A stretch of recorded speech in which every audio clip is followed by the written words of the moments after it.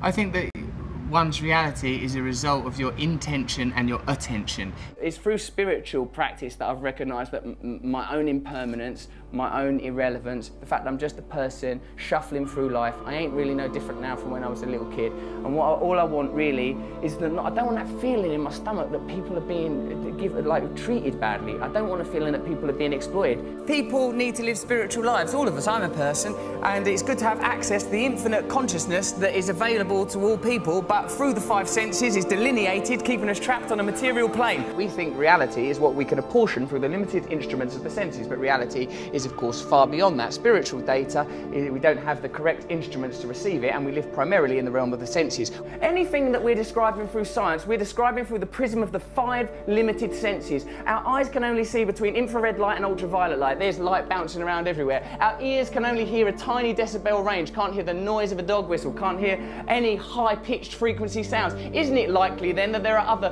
vibrations, frequencies, energies, consciousness moving through the universe? Consciousness is an amorphous and expanding entity.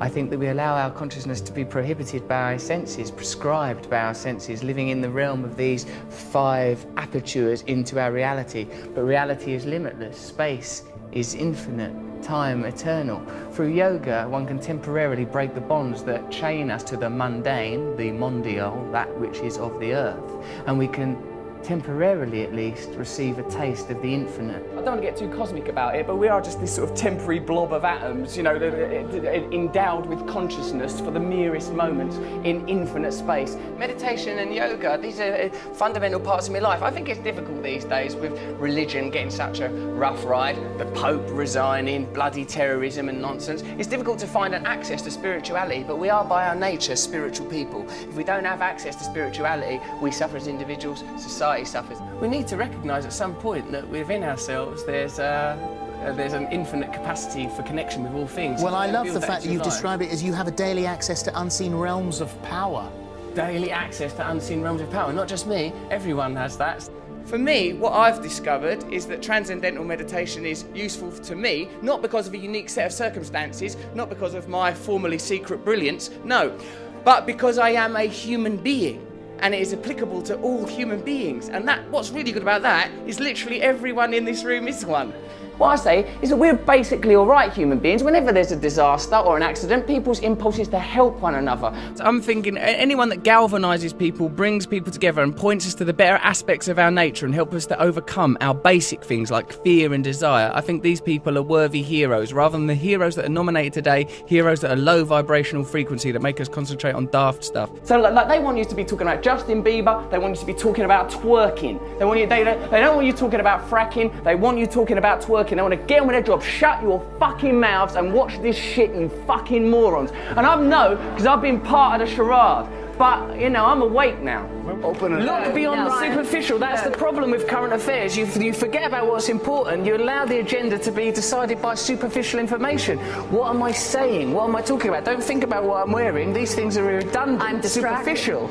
And I don't think that we should be continuing to propagate the idea that famous people are magical and special, because it makes people feel that their lives ain't no good. And I don't think we should be living in that kind of fearful paradigm. It's that. I'm like a vegetarian. I believe we're all equal. I ain't got the right to kill. I don't kill. Like, say a fly comes in my house, I'd tolerate that little arsehole. Because I feel like he's a fly, he's just on his journey here through life. When I'm meditating or praying, I say the infinite creative force that brings into being all phenomena and guides all life, I say, can you move through me? And things that actually work, you sort of treat them, you sort of shirk them off as if, like, you know, as if you owe them money and you don't, oh no, I've got to avoid yoga and meditation. They've been portrayed quite brilliantly by the mainstream as sort of somehow luxury, but into luxury or artificial or superficial. It's absolutely integral. It's absolutely the most authentic thing, more real than any of us. If people are happy, they're happy. They don't need it. If there's not a problem, there's not a problem. But I think if people have some sort of yearning or dissatisfaction or some itchy irritability, then it might be because they're not looking in the right direction for a solution, and that they should look within, and that within them there is a limitless, infinite capacity for bliss through connection to higher things. You cannot define yourself in reference to other external coordinates. You must define yourself internally with your relationship with a higher entity. Think of yourself as a manifestation of some higher thing, some higher frequency. This is the visible realization. And you know that because you can't see atoms, can you? And you certainly can't see the forces that hold atoms together. There, in the micro quantum world, Richard, lie the answers to everything.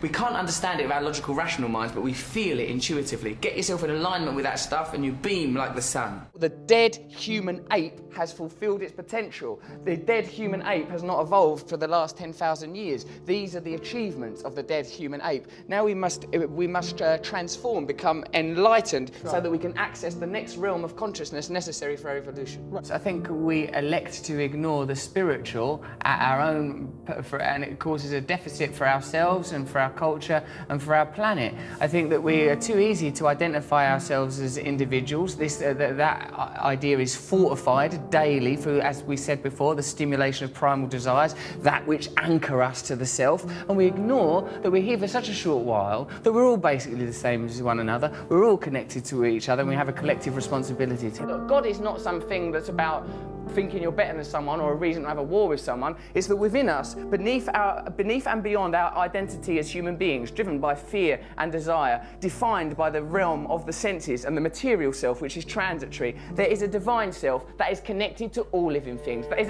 part of an infinite source of creativity. You could probably describe that using quantum physics or science if you want. I choose to believe in God because I think what that is the recognition that there is divine beauty in all of us, and if we prioritise that over our own selfish material needs, then we will naturally create a culture more in harmony with our planet, and we'll have a chance. I think it's one of the great sadnesses of modern life, because of our disenfranchisement and disillusionment with religion, that we don't have access to these ideas. And yoga and meditation for me is a way in the secular world of accessing very, very beautiful principles that will perhaps make us happier at a time when people feel disillusioned with the economy, concerned about the ecology, worried with politicians, don't trust what they're being told on television. We've got to let go of temporary, transient ideas like individualism. The nature of monotheistic faiths, these dead desert religions, is to encode us with the idea that individualism is more important than paganism, ideologies that integrally relate us to the earth, so that we know that we are integrally, indefatigably related to our environment, and we live in the service of our environment, because self is a temporal illusion.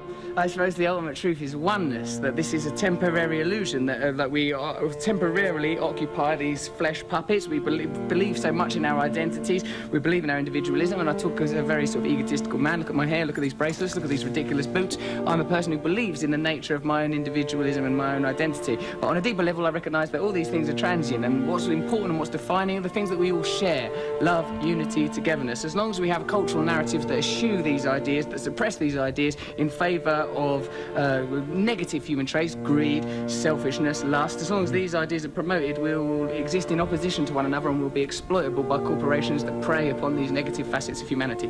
The line between good and evil runs not between cultures, religions or creeds, but through every human heart. So I recognise in myself the capacity for selfishness, for lustfulness, for egotism, and because I recognise these qualities in myself, I would prefer a culture that didn't celebrate, exacerbate, stimulate the most negative aspects of our species, inculcate them, reward them financially, till we get to a kind of a cultural hysteria where we're destroying the planet. The reality is there is one planet, there is a certain amount of people on the planet, there are a certain amount of resources on the planet. None of them things are going to last forever, so we need systems in place that acknowledge the reality, not systems that benefit elites, but systems that acknowledge the reality. People need to have access to the resources. Can't lie to people so that people in power can continue to augment and grow their own power and satisfaction while normal people are exploited. We need systems that get the resources to the people while respecting the planet. Any system that's detrimental to the planet or detrimental to the people because it helps one or two bods, fuck it off. We're allowed to do that, you know. We are creatures on a planet. We are mammals. Look at the faces of the people that we're being asked to vote for as leaders. Look at them. Look at them, feel it in your hearts. That ain't who's meant to be leading us. Happiness cannot forever be sustained like some glistening bauble. It's a transitory thing, like a butterfly alighting on Snow White's finger in that bit of Snow White. So, like, you know, I'm happy mostly. I'm happy mostly when I'm being nice to other people. Then I'm happy. You know, when they analyse the semantics consistently through mythology and theology of words like love, God, they find that the common theme, John, is union. That we just want to be connected to something higher. That can be another person, that could be God, that could be a relationship with nature, it could even be a relationship with West Ham United. I think the important thing is to have as the central tenet of your being love, compassion and tolerance. Everyone knows that. You know, like the realisation that this is only a very temporary thing, that the only thing that matters to any of us is love, that everything, that underscoring everything is love. You know, if it's a biological, anatomical human condition, the idea of acquisition and survival of the species, then that 2% that distinguishes us from the great apes, somewhere within that is that divine spark that philosophers have always espoused upon and written about, that somewhere within that, that's the truth that we're trying to head towards. What it felt to me was like the dissolution of my idea of myself. Like, I felt like separateness evaporated. I felt this tremendous sense of oneness. I find it, I'm quite an erratic thinker, quite an adrenalised person. And like, but what, through meditation, I felt this sort of beautiful serenity and selfless connection. You know, my sort of tendency towards selfishness, I felt like, I felt that kind of exposed as a superficial and pointless perspective to have. I felt a very relaxed sense of oneness. I felt love.